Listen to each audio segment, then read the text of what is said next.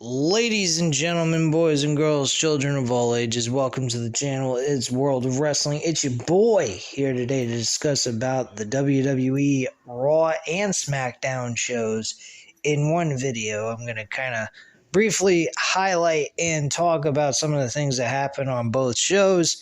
So sit back, relax, and chill out while I break down the very important subjects and segments that took place on both shows.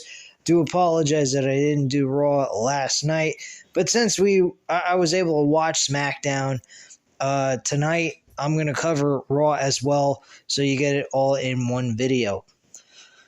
I gotta admit, wrestling this week between WWE and AEW Dynamite, these three shows were actually rather entertaining. Very good storylines. I think the ending of Bray Wyatt was very intriguing on SmackDown tonight.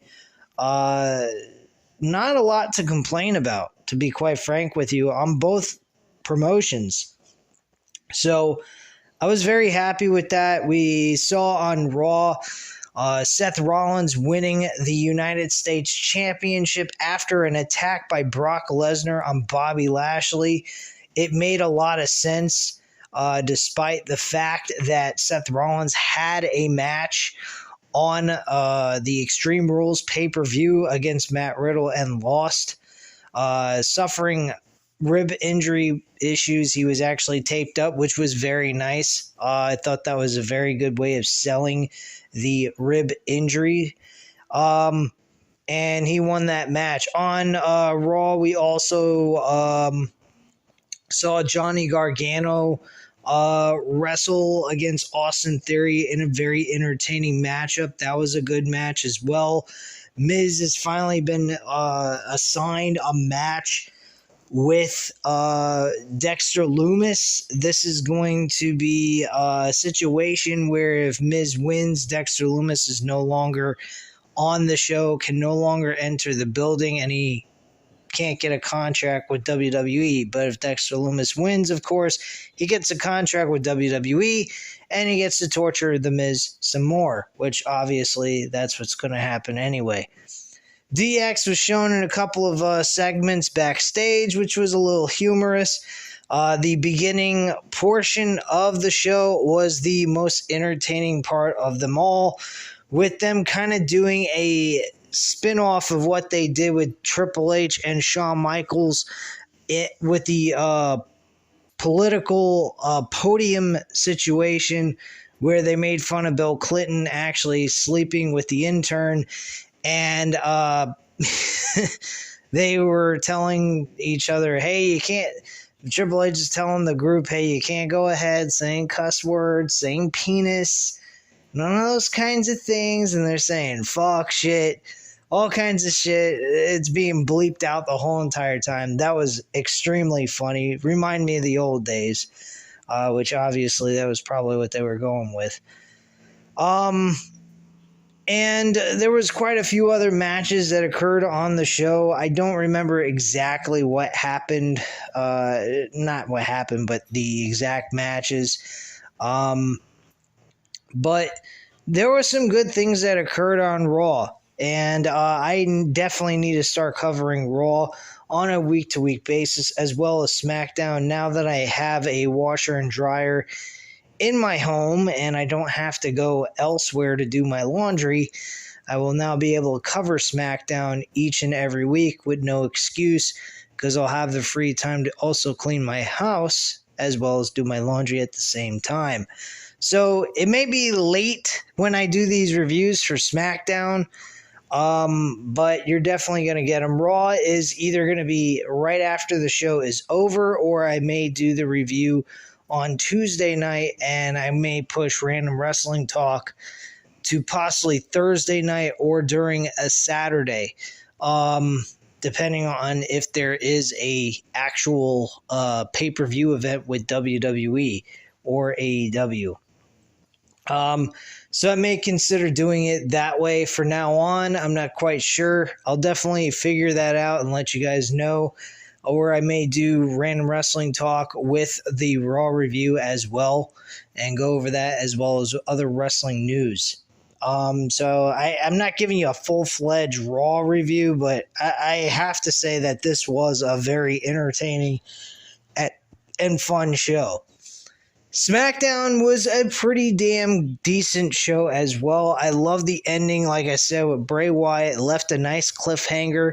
It was a little weird and odd at the end. He was thanking the fans for all the reaching out to him, never giving up on him to come back to WWE. Gave a very emotional speech, but I kind of felt like it was going to turn into a heel-like promo, and it didn't. It just kind of ended with an awkward situation where he had his other split ego or something like that, talking on the Titantron and saying, "You're already dead. You will see," some shit like that. It was very, very odd and strange, and I'm sure we will get more information on that as we go along through the weeks. Another thing that kickstarted the show, which was very interesting, there was a car accident with Karrion Kross and Scarlett Bordeaux. Drew McIntyre made an appearance in this segment, tried to take the door of a truck and smash it into his shoulder and face, and he was stopped by a bunch of not bodyguards, but security guards and shit of the building to stop him from doing this kind of an assault. So, basically, that's where that ended. We also get information that Rey Mysterio is looking to quit WWE because his son was constantly patronizing him to hit him in the face and actually go ahead and have a fight. And he doesn't want to fight his son at all. He loves his kid and so forth, and he just feels that the best thing for him was to retire and walk away. Triple H didn't see that was the right decision, him running away. Instead, he figured, why not put him on the other show and put him on SmackDown, giving him Karrion Kross's spot in this fatal four-way match between Solo Sikoa, Sheamus, and Ricochet, and Rey Mysterio actually wins this match for a future Intercontinental Championship match. This is going to be your real life David versus Goliath type of situation once again. I figure this is going to be a very entertaining matchup, a legend luchador wrestler going up against a young, I don't know how young he is, but he's definitely not old either, a rising star in pro wrestling who's making it to the top of the pillar of the WWE, I think. Eventually should be a main eventer somewhere down the line. And should be a very entertaining matchup. I would actually book the match at Crown Jewel. Maybe some people would disagree with that. I think that that's the right decision, giving Rey Mysterio a great opportunity to perform on a big stage. Survivor Series would not be the place. I wouldn't book him in a SmackDown Intercontinental Championship match. That's just so ordinary and just, plain. I would put him on a pay-per-view event against Walter, Gunther, whatever you want to call him, for the Intercontinental Championship than just on SmackDown. We had LA Knight going up against Mansoor. I am so glad they got rid of the Max character he was playing. I could not stand it. I'm glad he decided to drop the name and go back to being LA Knight. LA Knight, after he won the match, put everyone on notice in the WWE, as well as the fans. He does not give a shit about the fans, so he is still portraying a heel-like character. So, personally, I think that, LA Knight has a good opportunity to become something big in this company. I actually have been following LA Knight when he was going by the name of Eli Drake. And in Impact Wrestling, I figured he was definitely a franchise player for Impact Wrestling. Unfortunately, they were unable to keep him. And I figured this guy is going to be a big star at some point down the line. And I can see that happening here in WWE. Hands down, without a shadow of doubt. So, I mean, I wouldn't even be against an idea of a Cody Rhodes versus LA Knight matchup for a world championship opportunity if they ever split these titles. That's their biggest thing. They want to split the titles, yet they keep having a fucking championship match with both titles on the line at the same time as if they're one whole title instead of separate belts, which I find to be rather idiotic and quite stupid. But whatever, I'm not running the company and I'm not doing creative. Triple H is. So far, a majority of his work has been very entertaining and not too much to complain about. If you think it's anything like Vincent Mann's creative booking, go seek help because you definitely need it. Most definitely. What else happened on this show? We had a 6 women's tag team matchup. I was not particularly caring for this. This was Raquel Rodriguez. We had Shotzi Blackheart, and we had Roxy going up against fucking Damage Control. Damage Control won this match. Bayley got a W. For her team, she suffered 2 losses in a row, and now she's got a win to get her back on track. So it's kind of like a 50-50 booking situation almost, but whatever. I don't particularly care for this at all. The Damage Control experiment is going downhill for me as they continue to move forward.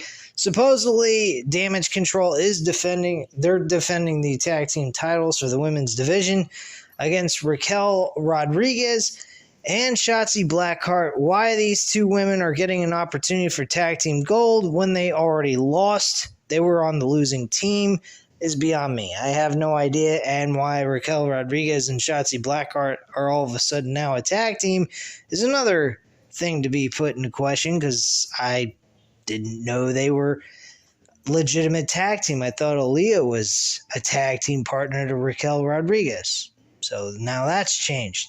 Okay, I guess they just flip things on a dime and just figure, what the hell, we'll do whatever the hell we want. That don't make any sense. They need to get rid of the women's tag team titles, plain and simple. So what else? Trying to think here. Sami Zayn had a match with Kofi Kingston to kick off the show. This was actually a very entertaining matchup. There is a small issue I have. What is going on with Jey Uso? Why does he hate him so much? And what's Sami Zayn really up to? That's my question. Is Jey Uso really having a conspiracy theory going on in his head, or does he have legitimate gripe of being concerned about this whole situation with Sami Zayn being part of the bloodline when he has nothing to do with their family? I mean, technically with this episode, you can definitely say that Jey Uso has a legitimate gripe now. I mean, at this point, because he helped him win the match, and Sami Zayn gave no credit to Jey Uso with helping him in the matchup overall. I don't quite understand that. Roman Reigns is acting a little funny too. He's acting as if this is okay. This is a proper way to treat the group as a whole, and a guy goes ahead and helps out and he gets no credit thrown his way in a high five or a handshake or a thank you. Nothing of appreciation that Jey Uso did. I'm feeling a little like Jey Uso's getting fucked over by his own group, by his own family members. I mean, this is ridiculous. Jey Uso actually helped Sami Zayn in this matchup, and no credit was given to him by Sami Zayn or anyone. Jimmy was nowhere to be found, Jimmy Uso. And Roman Reigns, he's just off doing his thing, parading around with 2 titles that he doesn't even barely defend at all, and, living it up,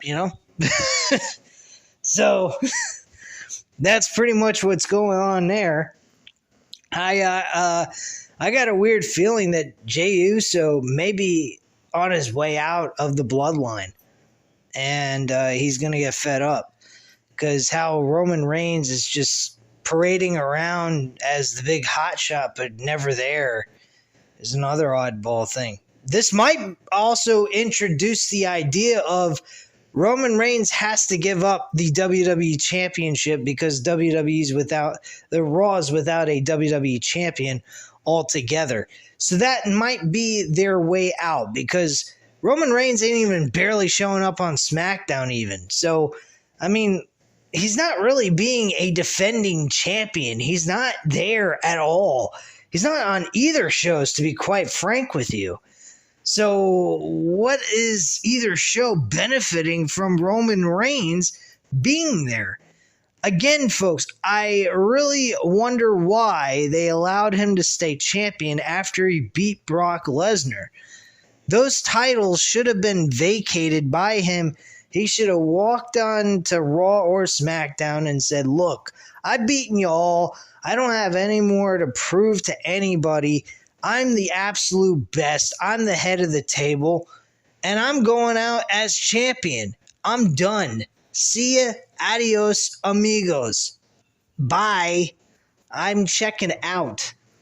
That's what I would have done with Roman Reigns. Had both titles on their respective brands. That way both brands have their own world championship so that other superstars can compete for it. That's what I would have done. But they want to have someone to dethrone Roman Reigns, and I understand that. It is the better story. It helps elevate the superstar that takes the title off of him, or the superstars that take both of those titles off of him, since we're talking about trying to get those titles removed from Roman Reigns onto their respective brands. So I understand where they're coming from on that. But to make things a little less complicated, they should have just stripped it. He should have just dropped the titles and walked away, and we could have had champions on both shows, and that's that. And problem solved. And then just have Roman Reigns come back for a match with The Rock, and that's it. Plain and simple. Without no world championship on the line, which I don't believe there should be, because what's The Rock going to do? Beat Roman Reigns and retire as the champion and drop the title anyway? That's fucking retarded. And you can't have Roman retain the title either. Roman Reigns needs to lose both titles at WrestleMania. That's all I have to say on that. Plain and simple. Anyway, moving on here. Trying to think here. What else did we have on the show? Shit. My mind's just so burnt right now. I've been doing so much shit between working on fixing up my apartment here and taking care of the house and cleaning it up and whatnot and cleaning my clothes. My brain's fried. It's like 1 o'clock in the fucking morning doing this video. I know this is not the best review of all time that I've ever done on a WWE show. I've done way better than this. But that's pretty much all I got to say at this time. I mean, I think I pretty much covered all the important matches that occurred on this show. But yeah, that was pretty much it. That's all I have to say at this time. I hope you enjoyed the video. I promise I will do better. I know this was not one of my better reviews. So anyway, though, if you appreciate my honesty, I appreciate you. Please go ahead and hit that like button if you liked the video anyway. Hit the subscribe button if you're not already subscribed to the channel. And leave a comment down below. I'll definitely get back to you on that. Thank you guys very much for watching. And have a great night, guys. Bye.